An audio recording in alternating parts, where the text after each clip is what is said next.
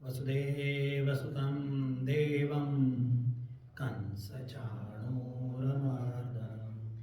देवकी परमानन्दं कृष्णं वन्दे जगद्गुरुं गुरुब्रह्मा गुरुविष्णु गुरुदेवो महेश्वर गुरुसाक्षात् परब्रह्म तस्मै श्रीगुरुवे नमः। श्री राधा कृष्ण मंदिर में आए हुए सभी भक्तजनों का स्वागत है। आज हम गीता के ऊपर जो सोच रहे हैं उसके ऊपर थोड़ा सोचेंगे क्योंकि हमारे पास में 1 मिनट एक्स्ट्रा है। तो हम तीसरे अध्याय कर्मयोग के बारे में सोच रहे हैं। तो पहले हमारा ये प्रोग्राम क्या है, why we are studying Gita, वो इसलिए है क्योंकि we have to see what is the applicability of Gita in my today's life. Gita for me today, now and in future, ये ऑब्जेक्टिव है हमारा। इसलिए गीता का कोई भी श्लोक हम पढ़ेंगे, सुनेंगे और उसका इंटरप्रिटेशन करेंगे तो उसके साथ में ये जरूर से देखना है कि उसकी application of that shloka in my life वो कहाँ है। ये सबसे ज़्यादा इम्पोर्टेंट है क्योंकि नहीं तो हम लोग सब लोग उसको हाथ जोड़ के रहेंगे, उसको पैर पढ़ेंगे, हम लोग सोचेंगे कि वो बहुत ही दिव्य है। डेफिनेटली है, वो बहुत ही दिव्य है, बहुत महान है, मगर उसको मैं मेरी लाइफ में एवरीडे कहाँ अप्लाई करूँ ये समझ में नहीं आए। इसके लिए ज़रूरी है कि गीता को आज के परिप्रेक्ष्य में, in the backdrop of today's life, we have to see the Gita, क्योंकि गीता शास्त्र है। गीता हर एक समय पर एप्लीकेबल ऐसा शास्त्र है।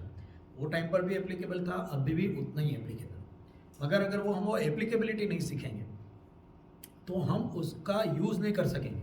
हम लोग जैसे हम लोग स्कूल में पढ़ते थे, आपको शायद याद रहेगा, पता रहेगा तो, कि स्कूल में होता था, एक होता था प्योर और दूसरा होता था अप्लाइड। आपको अगर पता रहेगा तो आपने पढ़ा रहेगा, प्योर मैथमेटिक्स, अप्लाइड मैथमेटिक्स। आपकी जितनी भी पुस्तक है ना उसके ऊपर लिखा रहेगा ज़्यादा करके applied mathematics, applied physics, applied chemistry. जो लोग पीएचडी करते हैं, जो लोग आगे की पढ़ते हैं, वो लोगों का क्या होता है, प्योर मैथमेटिक्स। जैसे मैथमेटिक्स में एक चीज़ आती है 4 ईयर सीरीज, अगर किसी ने पढ़ी रहेंगी तो उसके लंबे लंबे इक्वेशंस आते हैं। 4 ईयर सीरीज अगर आप देखेंगे, नहीं तो लैपलेस ट्रांसफॉर्म, ये जो आप अगर पढ़े रहेंगे मैथमेटिक्स में और अभी याद रहेगा, इतने इंटरेस्ट है तो लैपलेस ट्रांसफॉर्म है, 4 ईयर सीरीज है, ये सब प्योर मैथमेटिक्स है। इतना लंबा लंबा इक्वेशन है, उसका क्या यूज़ है अगर नहीं पता चलेगा तो हम लोग वो इक्वेशन रट्टा भी मार लेंगे, पास भी हो जाएंगे, मगर हमें पता नहीं चलेगा। मगर अगर कोई बोले कि 4 year series is nothing but conversion of physical objects into a mathematical equation, तो हाँ अभी समझ में आएगा। दैट मीन्स ये कुर्सी है, ये कैमरा है, ये घंट है, वो सबको हम we can convert that physical object into a mathematical model. ऐसा एक बार अगर हम समझेंगे तो फिर हम समझेंगे हाँ ये बराबर है, इसकी एप्लीकेबिलिटी हो सकती है। और बाद में हम लोग डिजिटल डिजाइनिंग, 3D ग्राफिक्स, ये सब प्रोग्रामिंग है, ये सब उसके ऊपर बेस्ड है। वैसे ही गीता की जो एप्लीकेशन है ये हमें समझनी पड़ेगी तो हमारी एवरीडे एप्लीकेशन में आएगी, हमारी ज़िंदगी में आएगी, हमारे ज़िंदगी में सुख और शांति का अनुभव होगा। इसके लिए गीता, इसके लिए हम गीता पढ़ रहे हैं। नहीं कि ये बहुत पुरानी है इसलिए सिर्फ, या तो सिर्फ अरे उसके अंदर बहुत भगवान का नाम है तो भगवान का नाम लो बहुत अच्छा हो जाएगा, नहीं ऐसा नहीं है। डेफिनेटली है, नाम लेंगे तो अच्छा होगा ही, मगर उसके साथ साथ में उसकी एप्लीकेबिलिटी कहाँ है वो नहीं समझेंगे तो नहीं पता चलेगा। और हमारा जो पूरा प्रोग्राम है वो उसके लिए है, इसलिए हम लोग हर संडे को यहाँ मिलते हैं और उसके बारे में सोचते हैं। तो आज हम लोग अभी तीसरा जो हमारा अध्याय चल रहा है, कौन सा तीसरा अध्याय चल रहा है, कर्मयोग। कर्मयोगो नाम तृतीयो अध्याय। ये जो हमारा अध्याय चल रहा है उसका 39वें श्लोक के ऊपर लास्ट टाइम हम रुके थे और उसको थोड़ा देखा। अभी आज से मुझे लगता है कि हम लोग एक कुछ थोड़ा एडिशनल करना चाहिए हमेशा। देयर शुड बी ऑलवेज नाविन्य, है ना। हमारे पास में अलग अलग ड्रेस क्यों होते हैं, कभी एक दिन कुछ नया होना चाहिए। एक ही पहनेंगे तो बोर हो जाएंगे। तो आज हम लोग एक काम करेंगे कि हम लोग इसका श्लोक का मैं बोलूंगा, उसके पीछे पीछे आप भी बोलना। अगर वो समझ में नहीं आता है, अगर उसके उच्चार बराबर नहीं होते हैं, कोई परवाह नहीं। क्यों परवाह नहीं, इसके लिए भी मैं कहता हूँ, क्योंकि कोई लोग बोलेंगे अरे नहीं बराबर उच्चार नहीं हुआ तो नहीं चलेगा। सही बात है, बराबर उच्चार होने ही चाहिए, मैं भी उसका बहुत आग्रही हूँ। मगर हम यहाँ है ना, ये छोटा बच्चा है, अगर छोटा एक बच्चा है 1.5 साल का, 2 साल का, जिसने कभी भी कुछ, उसको लैंग्वेज नहीं मालूम, तो मामा को बोलता है मामा मामा करके बताता है।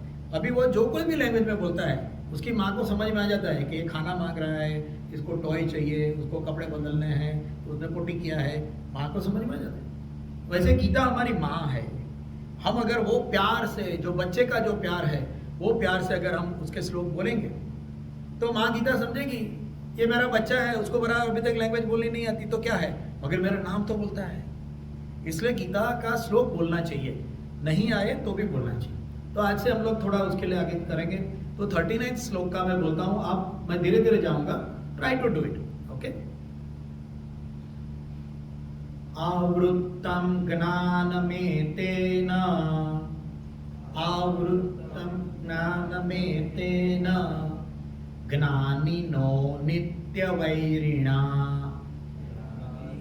नित्यवैरिणा कामरूपेण कौन्तेय, कामरूपेण कौन्तेय दुष्पुरेणानलेन च, दुष्पुरेणानलेन च।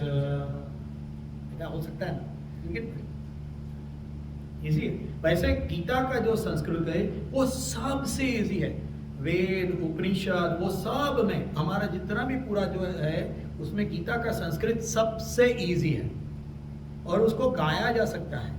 ये दोनों चीज की वजह से गीता सबसे इजी है और ये शास्त्र सबसे easy to understand and follow and apply ऐसा है।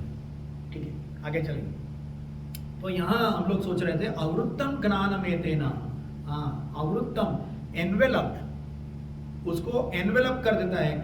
किसको एनवेलप कर देता है? ज्ञान को। ज्ञानम एतेन आवृत्तम, हमारे ज्ञान को, हमारा जो रियल, जो हमारा सेंसिंग है, हमें जो ट्रूली जो काम करना है उसको आवृत्त कर देता है, उसको कवर कर देता है। और कैसे कवर करता है? हम लोगों ने लास्ट टाइम देखा था, 3 तरीके से कवर होता है।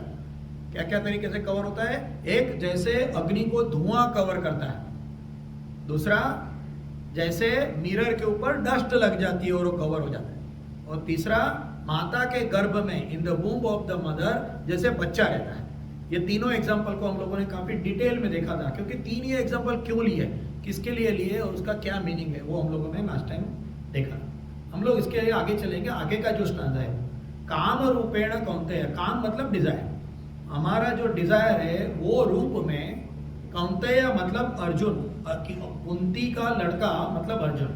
ये जो कुंती का लड़का है, अर्जुन है, उसको कह रहे हैं भगवान कि काम रूपेण कौन्तेय, डिजायर के रूप में ज्ञान को आवृत्त कर देता है। ये 3 चीज की तरह ज्ञानिनो नित्य वैरिणा, और उसमें हम लोग देख रहे थे नित्य वैरिणा, God is telling it is that it is insatiable.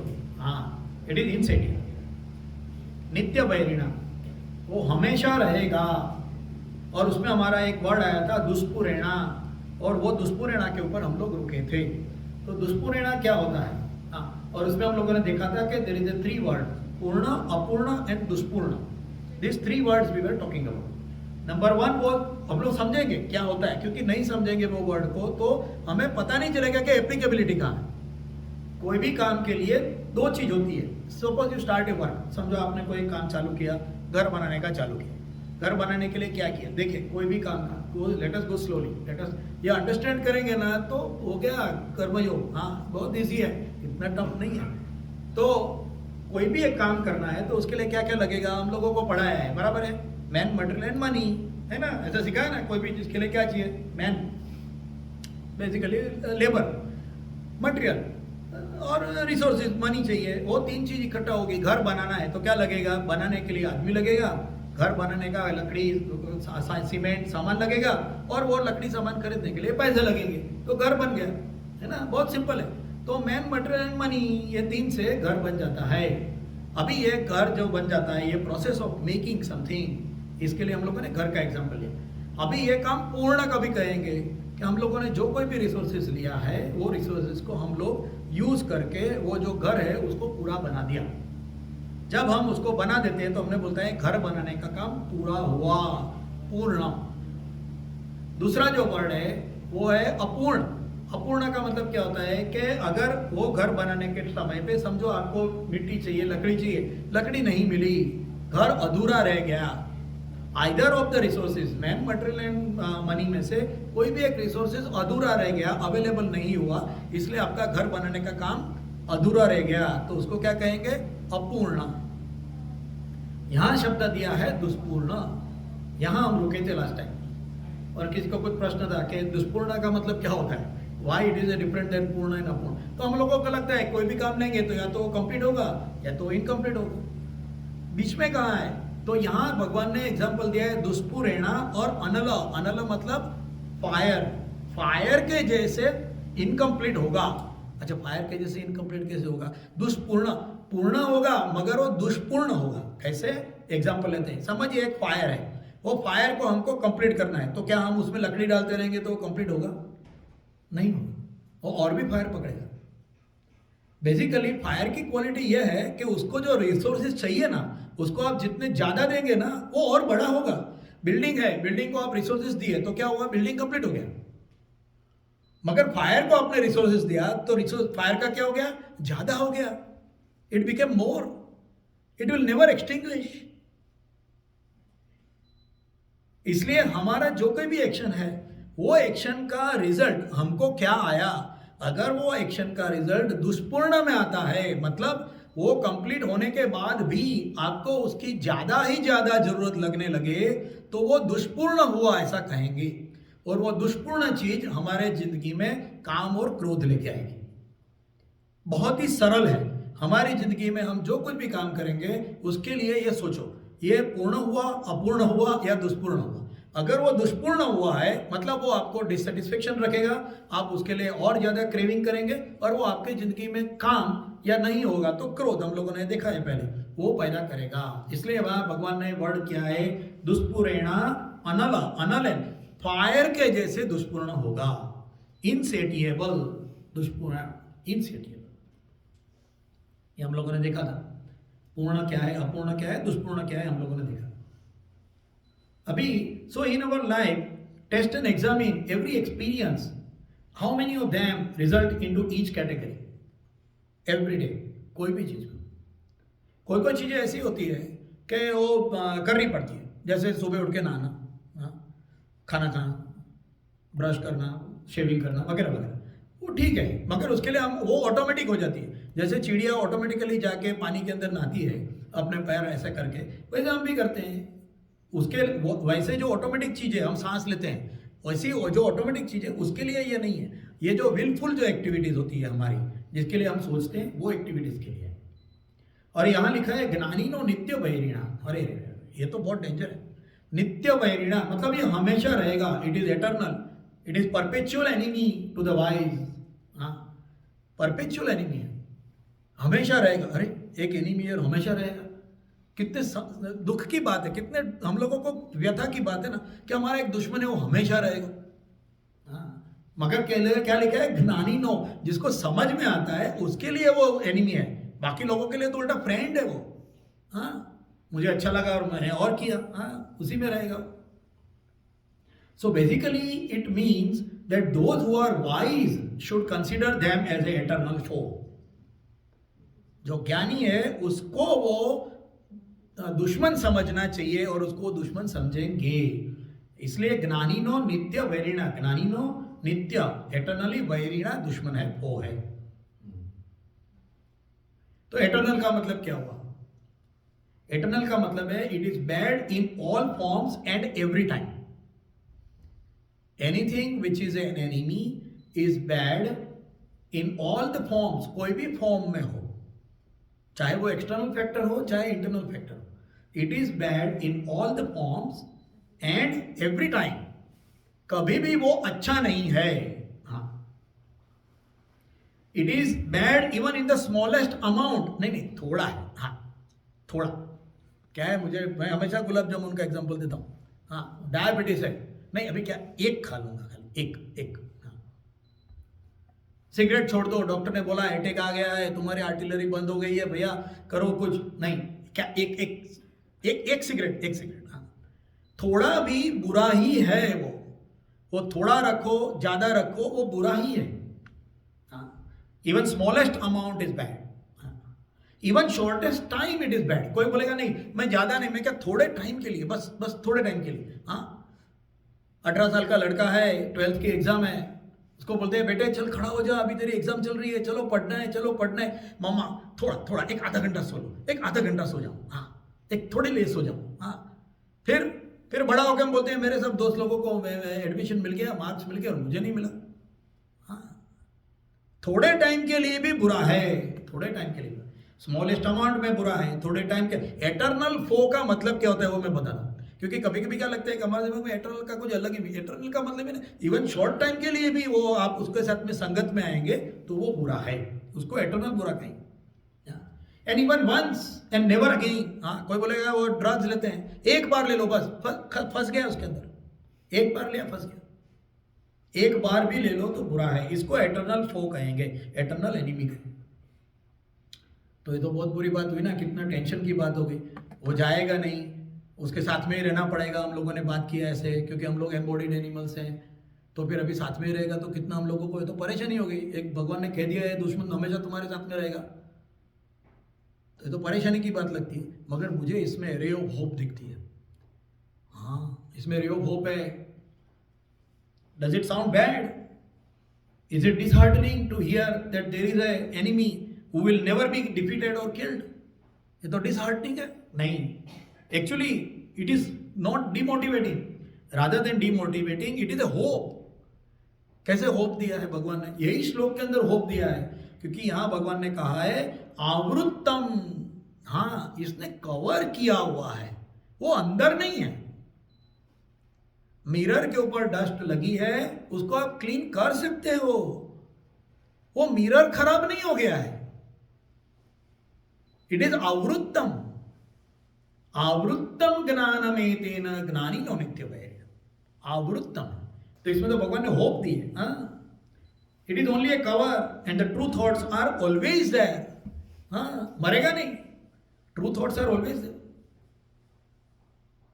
And we know that there is a live truth in every human. हाँ, हम लोग कुछ भी गलत काम करते हैं, आलस करते हैं, हाँ, लेजीनेस, हमें अंदर से तो बोलता है, भगवान बोलता है ना, अरे ये मन नहीं करना चाहिए, गलत है, फिर भी करते हैं।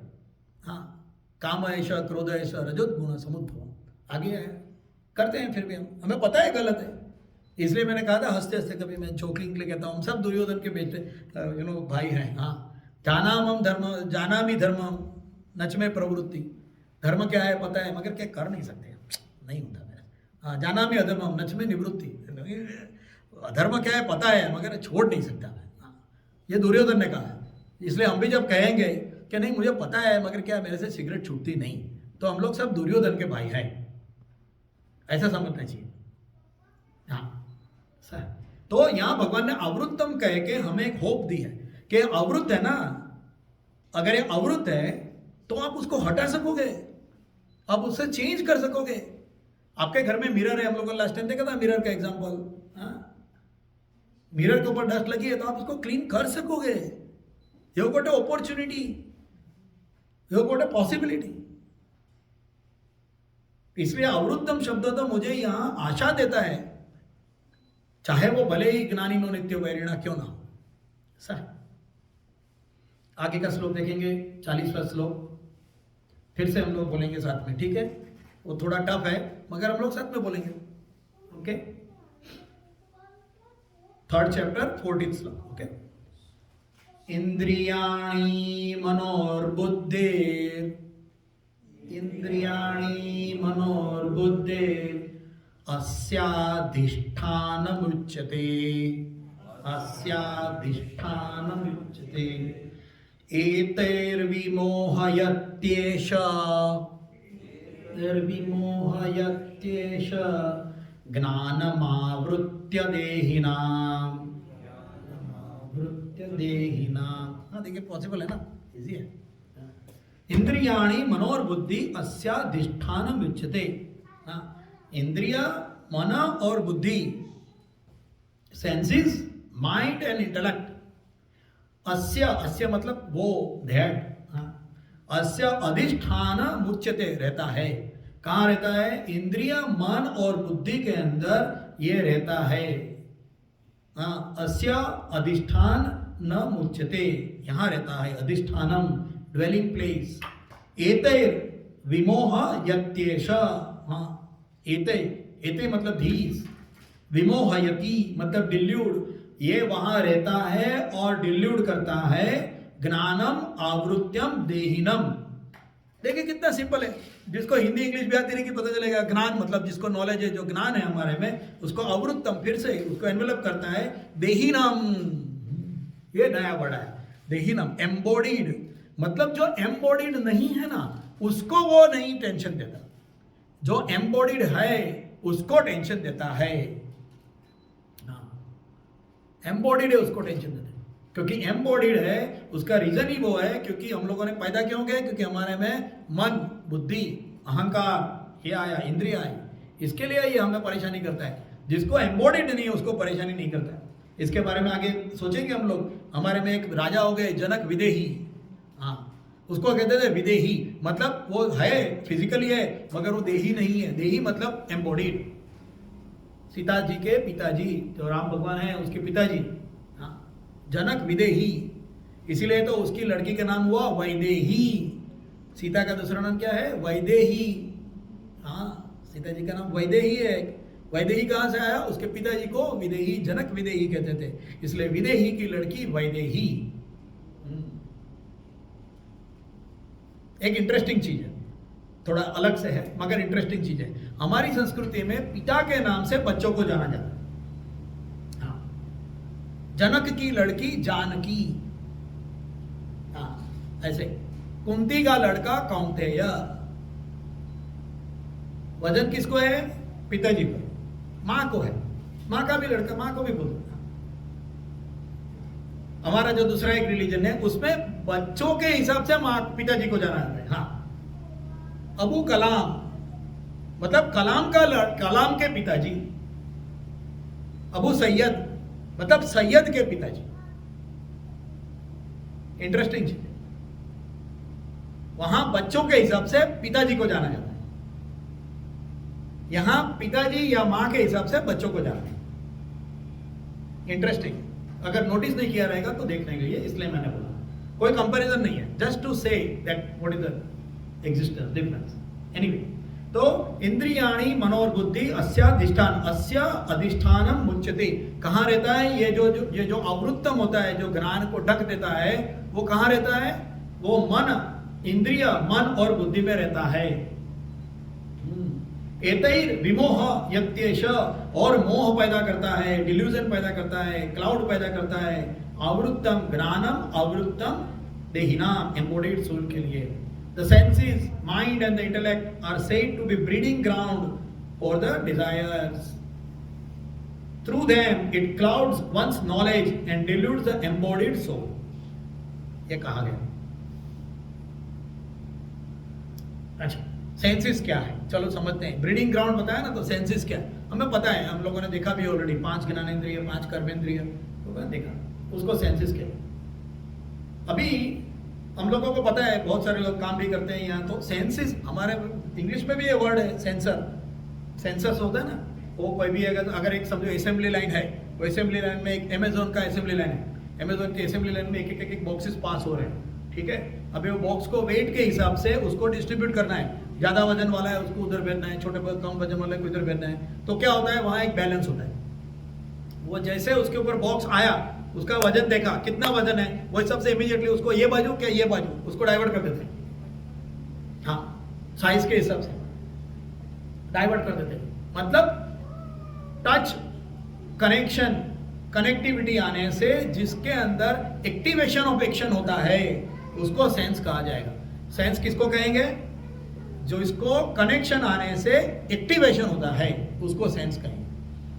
ये कनेक्शन फिजिकल भी हो सकता है और नॉन फिजिकल भी हो सकता है, दोनों हो सकते हैं। हाँ, रसगुल्ला अभी सामने नहीं है मगर मुंह में से पानी आता है, रसगुल्ला, समोसा, हाँ, गर्मा गर्म समोसे आगे, नाक में सुगंध आ गया, हाँ, मुंह में से पानी निकलने लगा। अभी तक समोसा मुंह में आया नहीं है मगर मुंह में से पानी निकलता है। इसलिए वो टच भी हो सकता है, टच में ना भी हो सकता है, मगर कनेक्शन में हो सकता है। See the difference between physically touching and not touching and the connecting, relating to it. हाँ, इसको कहेंगे सेंसेस। तो पहले तो मटेरियल वर्ल्ड की फिजिकल सेंसेस, हमारा जो फिजिकल सेंसेस है उसको कनेक्शन में आएगा। हाँ, दोनों तरीके से, अच्छा बुरा का नहीं, कोई भी दोनों। गरम एक पतीला है, रख दिया खाने का उधर स्टोव के ऊपर, भूल गए गर्म है क्या ठंडा है, वो टच के गर्म हो गया। हाँ, उंगली थोड़ा पट से बताएगी कि ये तो गर्म है, उंगली बताएगी ये गर्म है। इसको कहते हैं इंद्रिया, सेंसेस। मगर इसमें इंटरेस्टिंग बात क्या है, इसमें इंटरेस्टिंग बात ये है, sensors are activated when it gets in contact with the related instigator object. देखिए इंपॉर्टेंट वर्ड रिलेटेड है यहाँ, रिलेटेड इंस्टिगेटर ऑब्जेक्ट होना चाहिए। समझिए आपने, मैं हमेशा खाने का एग्जांपल लेता हूँ, इस मोस्ट इजीएस्ट, क्योंकि हमारा हर रोज का एक्सपीरियंस है। समझिए आपने एक जलेबी ले ली और कान में डाली, क्या होगा? मीठी नहीं लगी ना, क्योंकि कान की जो capacity and understanding of the sense है वो जलेबी की नहीं है, टेस्ट की नहीं है। इसलिए सेंसेस का दूसरा कैटेगराइजेशन, क्लासिफिकेशन क्या होगा? हम लोग बोलते हैं ना क्लासिफिकेशन एंड कैटेगराइजेशन बुक ना, कोई भी पढ़ा रहेगा किसी ने तो। हाँ, वो क्या होता है कि उसके रिलेटेड ऑब्जेक्ट आना चाहिए। हाँ, एक बहुत ही सुंदर स्त्री रास्ते पर से जा रही है और वो रास्ते के किनारे पे एक कुत्ता बैठा है, उसको वो स्त्री में कोई इंटरेस्ट नहीं आएगा क्योंकि वो उसको रिलेटेड नहीं है। हाँ, इसलिए सेंसेस का इंपॉर्टेंट पार्ट क्या है कि उसके रिलेटेड चीज को कांटेक्ट में आना चाहिए तो वो इंस्टिगेट होगा, नहीं तो नहीं होगा। ये पॉइंट याद रखना क्योंकि ये पॉइंट आगे आएगा। हाँ, 5-6 संडे के बाद ये बहुत इंपॉर्टेंट पॉइंट है, क्योंकि इंद्रिय के साथ में कनेक्शन कहां से, अगर सोच लो, ऐसे जस्ट एक क्लू देता हूं, ये कनेक्शन को अगर तोड़ दिया जाए तो फिर हमको मोह और क्रोध नहीं होगा, क्योंकि हमने कनेक्शन तोड़ दिया, वो सेंस इंस्टिगेट ही नहीं होगी। ऐसा है। एनीवे, बाद में देखेंगे, आगे आएंगे धीरे धीरे, सब अच्छे से आराम से अच्छे से पढ़ा। हाँ, अच्छा, ये फिजिकल भी, नॉन फिजिकल भी हो सकता है। हाँ, फेम भी है, फेम है, पावर है, उसका भी तो टच होता है आदमी को। ऐसे थोड़ा ऐसे ऐसे करता, क्यों? फेम, पावर हो गया। हाँ, अभी मैं एमएलए हूँ। हाँ, पढ़ा लिखा कितना है उसकी जरूरी नहीं है, अभी मैं एमएलए हूँ, सॉलिड पावर। ऐसे सेंसेस दोनों है, physical as well as non physical, remember that. फिर दूसरा कहा मन, इंद्रियाणी मनोर बुद्धि, इंद्रिया मन और बुद्धि, ये ब्रीडिंग ग्राउंड कहा ना। दूसरा है मन। मन के ऊपर तो बात करेंगे ना तो 10 संडे भी कम पड़ेंगे, अभी उसके ऊपर इतनी जल्दी बात करना वो चैलेंज, उसके लिए मुझे मेरे खुद के मन को बताना पड़ता है। ऐसा है। So mind is the one who identifies. अभी देखिए ये मैकेनिज्म समझना, बराबर से समझना। ओके, हम लोग ये श्लोक में भी अटकेंगे ये Sunday, no problem. Remember the mechanism क्या होता है। सेंसेस जब सेंस करती है ना तो सेंसेस को मेमोरी नहीं है। हाँ, सेंसेस को मेमोरी नहीं है, सेंसेस खाली सेंस करती है, वो सिग्नल देती है और सेंसेस की काम खत्म हो जाती है। हमारा जो इंद्रिय है उसको जबान के ऊपर, इसलिए बोलते हैं ना जबान के ऊपर जलेबी रखी, वो जैसे जलेबी इतनी थोड़ी 2.5 इंच के बाद में पीछे गई ना, जबान का काम फिनिश। जबान को कोई मेमोरी नहीं है। मेमोरी किसको है? माइंड को है। माइंड में आया कि ये तो कड़वी गोली थी, माइंड में आया कि ये तो तीखा था, मीठा था। हाँ, मेमोरी कौन रखता है? माइंड रखता है। हाँ, अच्छा, मेमोरी माइंड रखता है। चलिए माइंड की एनालिसिस करेंगे, डिसेक्शन ऑफ माइंड। आज का जो साइंस है वो अभी तक माइंड को नहीं ढूंढ पाया। वो लोग बोलते हैं मन जैसा कुछ है मगर मालूम नहीं कहाँ है, क्या है, क्योंकि वो फिजिकल ऑर्गन तो है ही नहीं बॉडी में। इंटेलेक्ट है, बुद्धि का हम लोग बोल सकते हैं, दिमाग है, दिमाग का ये पार्ट है, वो पार्ट है। हाँ, अभी जो चैट जीपीटी बनाया है उसी के ऊपर से बनाया वो लोगों ने, कि जो न्यूरॉन्स है उसके कनेक्शंस क्या क्या है। अगर किसी को इंटरेस्टेड तो पढ़ना, आज का साइंस भी है वो ब्रेन के ही जो न्यूरॉन्स है उसको कॉपी करने की ट्राई कर रहा है। ChatGPT is one of that. Anyway, not diverting from the point. तो mind is the one who identifies the contact. हाँ, वो कॉन्टेक्ट आइडेंटिफाई करता है। कॉन्टेक्ट होना ये सिर्फ सेंस होता है, उसके आगे सेंसेस का कोई काम नहीं है, वो सिर्फ सेंस करता है। मगर माइंड उसको आइडेंटिफाई करता है। गुलाब का फूल, आंख ने देखा, आंख के अंदर से एक प्रतिबिंब हुआ और वो दिमाग के उधर गया, मन के उधर गया, उधर खलास हो गया बात। फिर आंख का काम फिनिश हो गया, इंद्रिय का। उसके बाद में आया मन। मन ने आइडेंटिफाई किया, मन ने अनुभव को आइडेंटिफाई किया, पहला स्टेप हुआ। Mind is the one who identifies the contact and decides that that experience of contact is favourable और नॉन फेवरेबल, इज प्रिफर्ड और नॉट प्रिफर्ड। ये कौन डिसाइड करता है? माइंड डिसाइड करता है। माइंड ये डिसाइड करता है। सेंस ने खाली एक सिग्नल दिया, एक आइडेंटिफिकेशन उसका माइंड में हुआ, इसलिए माइंड क्या करता है? Identifies the experience and based on that experience it decides whether to repeat it और नॉट। अच्छा लगा तो रिपीट करना है, अच्छा नहीं लगा रिपीट नहीं करना है। अच्छा ऐसा क्या? अच्छा लगा रिपीट करना, अच्छा नहीं लगा रिपीट नहीं करना। लेट अस गो फॉरदर। अभी इसमें जो बहुत बेसिक लेवल की है वो जैसे कि फूड है, क्लोथिंग्स है, हाँ, और ये होते हैं उसके आगे भी फेम है, पावर है, हाँ, ये सब बेसिक लेवल है। एक्चुअली तो हंसने की बात है कि हमारा जो लाइफ है ना उसमें से 95% बेसिक लेवल में हम जीते हैं, उसके ऊपर हम जाने का भी ट्राई नहीं करते हैं। हम लोग को 95%, 99% इन सम पीपल ये बेसिक लेवल नहीं है।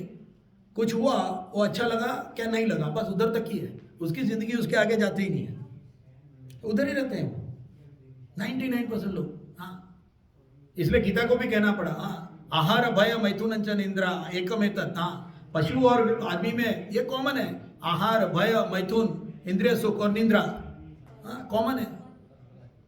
गीता ने भी कह दिया, मतलब ये हुआ कि अगर ये 4 करेंगे खाली और उसके आगे नहीं जाएंगे तो हम पशु हैं, उसका मतलब ये होता है। Let us go further. So there are external factors also impacting the suggestions from the mind. हाँ, ये भी एक बात है, एक्सटर्नल फैक्टर भी हमें इंपैक्ट करती है। ऐसे कैसे करती है, चलो देखेंगे। Okay, and it is not only the feedback from the senses. हाँ, खाली सेंस से जो सिग्नल मिला उससे नहीं, बाकी भी एनालिसिस माइंड करता है। ए नॉन फेवरेबल में ऑल्सो भी decided to be repeated. Non favourable है ना, उसको भी रिपीट करता है माइंड। हाँ, अच्छा नहीं लगा ना, फिर भी माइंड रिपीट करता है। अच्छा ऐसा कैसा, ऐसा कौन सा, सिंपल है। हाँ, आजकल के जो नौजवान है वो फटी पुरानी जीन्स पहनते हैं, है ना, पहनते हैं ना। अभी सर्दी का दिन है, बहुत ठंडी लग रही है, पैर एकदम पूरा ऐसा ठंडा ठंडा हो रहा है, घुटने ऐसे जैसे अंदर खून जाम हो रहा है, फिर भी पहनेंगे। हाँ, नॉन फेवरेबल कंडीशन है क्या नहीं? नॉन फेवरेबल कंडीशन, फिर भी पहनते हैं। हाँ, हमारी बहनें मेकअप करती है, अरे कितनी परेशानी। आदमी लोग मेकअप नहीं करते इसलिए पता नहीं है, वो ऊपर लगा दिया, अभी अंदर से वो पसीना नहीं आ सकता बाहर, पोर्स आर क्लोज्ड। हाँ, रो नहीं सकते, रोते तो ऐसे ऐसे करके कर दो, काला काला पूरा लाइन हो जाएगा। हाँ, कितनी परेशानी, मगर उठाते हैं, है ना। Non favourable conditions are accepted. क्यों? There is a higher level of favourable condition. हाँ, कंपैरिजन। तो पहला क्या आया? Favourable and non favourable. दूसरा क्या आया? Higher level of favourable. हाँ, हायर लेवल ऑफ फेवरेबल। अच्छा ऐसा नहीं, ऐसा नहीं, हर एक चीज में, इवन अच्छी क्या है, ये हमेशा ऐसे ही एग्जाम्पल देते हैं, ऐसा नहीं है। हाँ, एग्जाम के लिए भी, एग्जाम में भी हम लोग उठाते हैं ना, रात रात भर जागते हैं, पढ़ते हैं, अच्छे मार्क्स लेके आते हैं। हाँ, सबसे ज्यादा तो सलाम सैनिकों का है, वो अपनी जान पे खेलते हैं, बॉर्डर के ऊपर गोली खाते हैं सीने के ऊपर। किसके लिए? 1000, 2000, 5000 डॉलर के लिए। नॉन फेवरेबल कंडीशन में अलास्का जाके देखो, -60 डिग्री सेंटीग्रेड। हाँ, यहां टोरंटो में डी आइसिंग करने के लिए आधा घंटे तक प्लेन को रुकना पड़ता है, अलास्का में क्या होगा? ऐसे नॉन फेवरेबल में भी रहते हैं, इसलिए ऐसा नहीं है, नॉन फेवरेबल को भी है। और उसमें ये दोनों साइड है, जैसे मेकअप वाला एग्जांपल दिया वैसे उठाया हुआ, इसलिए तप किसे कहते हैं? उठाया हुआ दुख। तप पेनेंस किसे कहते हैं? उठाया हुआ दुख, उसे तप कहेंगे। रोलर कोस्टर की राइड है, रोलर कोस्टर की राइड में जाते हैं ना, ऐसा उल्टी जैसा होता है, अरे मुझे तो उल्टी जैसा हो गया, ये हो गया। फिर वो 15 मिनट के बाद में वो लड़की को वापस पूछो बैठना है, हाँ फिर से जाऊंगी। हाँ, अनफेवरेबल कंडीशन, हाँ तो भी जाते हैं। हाँ, फास्टिंग, भूखे रहते हैं ना, हम लोग नहीं रहते भूखे। हाँ, भूखे रहते हैं, फास्टिंग करते हैं हम लोग। फास्टिंग इज नॉट फेवरेबल, भूख लगी है, नहीं, आज मैं भूखा। There is a higher level of favourable condition. ये कंपैरिजन होता है। माइंड देखिए, keep in the mind that we are talking about the mind. Okay, आगे चलेंगे। हाँ, फिर दूसरा माइंड ये डिसाइड करता है, उसके लिए एक्सटर्नल फैक्टर होता है ड्यू टू फियर।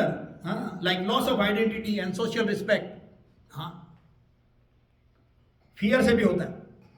फियर होता है, अरे मुझे कोई देख लेगा तो मैं ऐसा नहीं कर सकता, करना मुझे बहुत अच्छा लगेगा मगर मैं करूंगा नहीं. हाँ, अलग अलग प्रकार के फियर.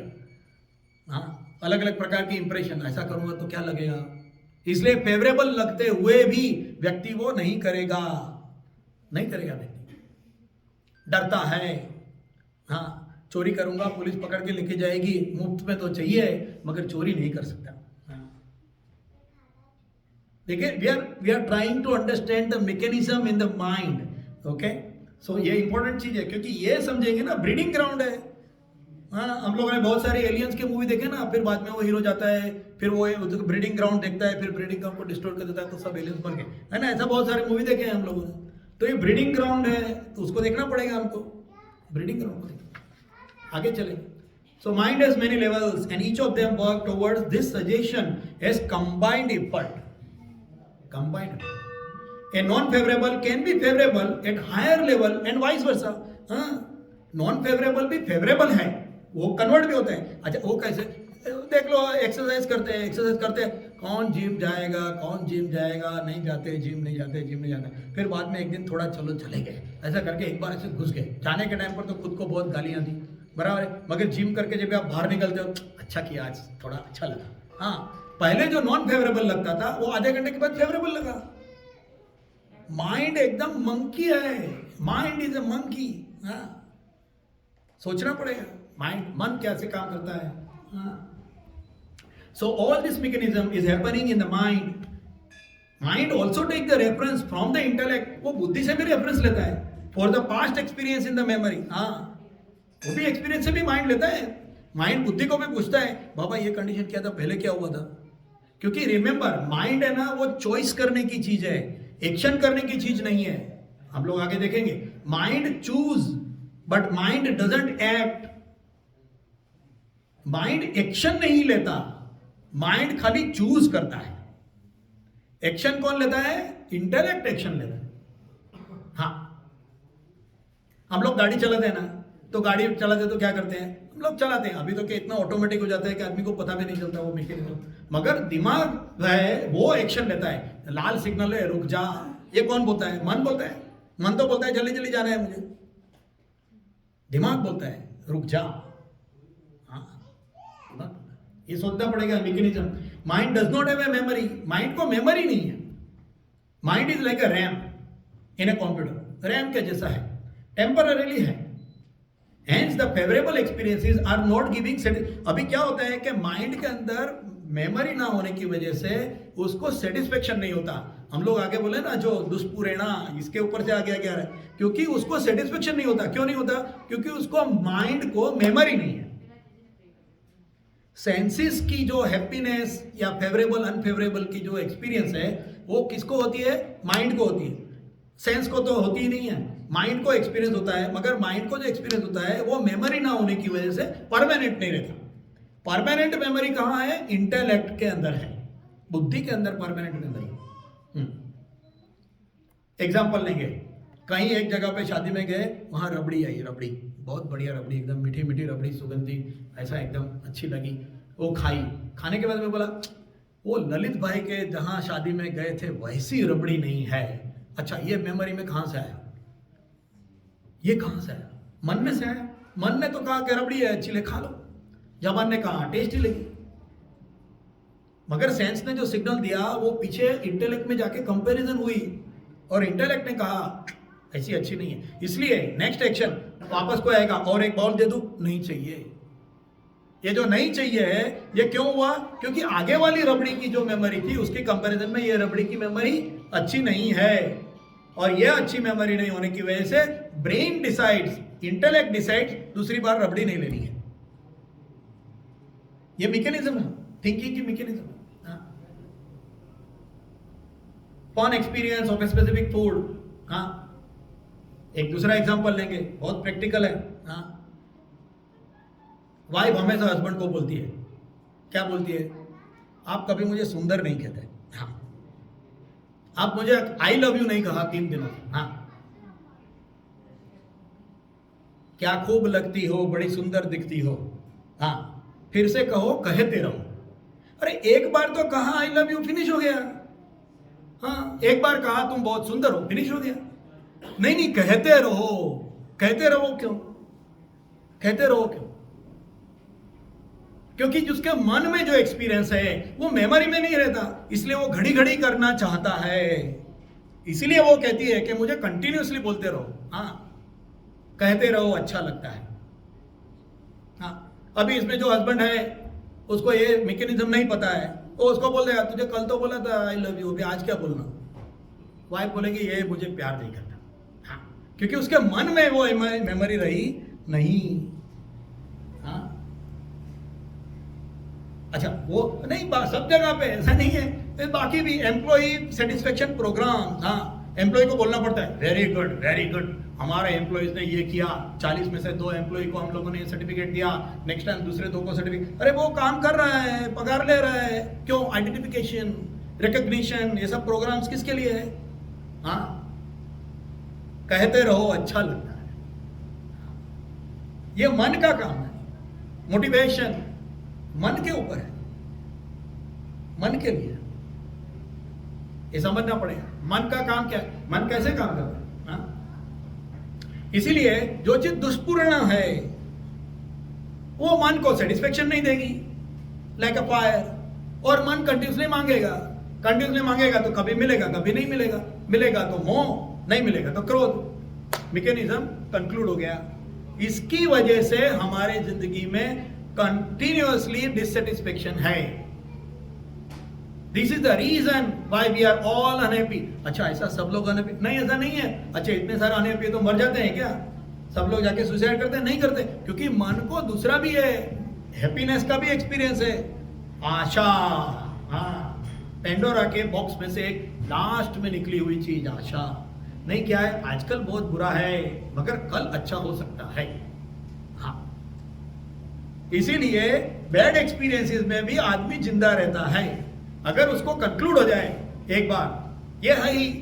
इसलिए अगर वाइफ पूछते है कि मुझे कहते रहो, एडवाइस है मेरिड लोगों को, कहते रहो, अच्छा, हाँ बहुत ब्यूटीफुल, अरे आज तो बहुत अच्छा, हाँ कहते रहो, क्योंकि वही जिंदगी है, वही लाइफ है। एक बार कह दिया, लिख के दे दो क्या, स्टैम्प पेपर के ऊपर लिख के दे दिया, हाँ $100 के स्टैम्प पेपर पर लिख के दे दिया आई लव यू, ऐसा करके अभी आज के बाद में मुझे जिंदगी भर मत पूछना, तो क्या वाइफ बोलेगी कैसा हस्बैंड है ये, बोलता नहीं है मुझे, है ना। तुम बहुत सुंदर हो, एक बार लिख के दे दिया $1000 के स्टैम्प पेपर पर, चलेगा? नहीं चलता। हर रोज को, हाँ हर रोज को, तो ही जिंदगी चले। इसलिए जिंदगी में मिठास है, ये नहीं रहेगा तो जिंदगी में मिठास नहीं रहेगी। हाँ, beautiful, life is beautiful, life is great. उसको बुरा मत समझो, वो है तो जिंदगी है, मगर उसका यूज कहां करोगे, कितना करोगे, किस जगह पर करोगे, वो सोचना पड़ेगा, वो सोचना। ये मन है, ये मन है। फिर तीसरा आता है इंटेलेक्ट। इंटेलेक्ट आता है, it is the creator and planner towards what is preferred by the mind. Mind ने जो कहा उसके लिए प्लान क्या करना चाहिए। आज हमें भी बाहर जाना है, आज संडे है, बहुत दिन हो गए बाहर जाके खाना नहीं खाया। अभी माइंड इंटेलेक्ट सोचता है, अच्छा वो क्या है, वो वहाँ फला फला रेस्टोरेंट है, उसमें जाएंगे, वो दिन उधर वो खाना बहुत अच्छा लगा था, कैसे जाएंगे, 4 बजे उठे जाएंगे, ये जाएंगे, दोस्त को बुलाएंगे, साथ में जाएंगे, गाड़ी लेंगे, राइड करेंगे। ये सब प्लानिंग कौन करता है? इंटेलेक्ट करता है, माइंड नहीं करता, मन नहीं करता।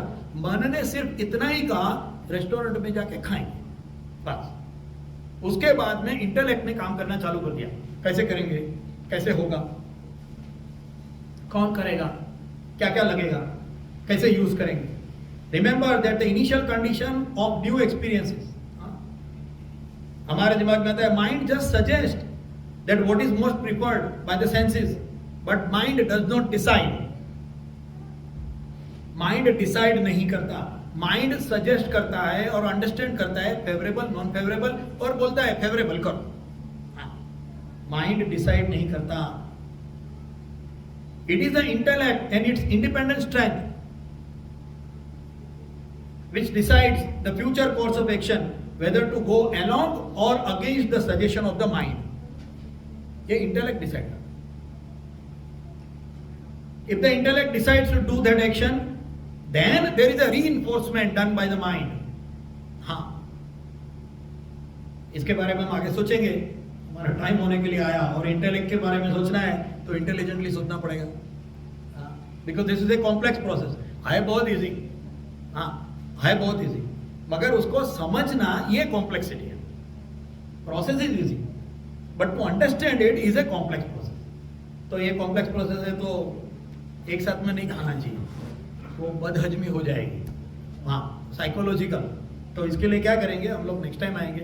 मैंने सोचा था ये पूरा करेंगे मगर नहीं हो सका, तो नेक्स्ट टाइम आएंगे और हम लोग ये याद रख के आएंगे कि हम लोग कहाँ रुके थे. हम लोग इंटेलेक्ट पर रुके थे. हम लोगों ने सेंसेस देखी, हम लोगों ने माइंड देखा, मगर हम लोग इंटेलेक्ट पर रुके हैं. इंटेलेक्ट कैसे काम करता है, इंटेलेक्ट क्या करता है, इंटेलेक्ट क्या कर सकता है, क्या करना चाहिए, क्या नहीं करना चाहिए, कैसे काम चलता है, वो इंटेलेक्ट के बारे में हम लोग नेक्स्ट टाइम जब आएंगे तो हम लोग इसके बारे में देखेंगे.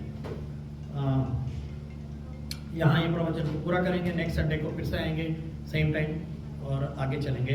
ये थर्ड चैप्टर का 48 श्लोक. वसुदेवसुतं देवं कंसचाणूरमर्दनं देवकी परमानन्दं कृष्णं वन्दे जगद्गुरुं. गुरु ब्रह्मा गुरु विष्णु गुरुदेवो महेश्वरा गुरु साक्षात्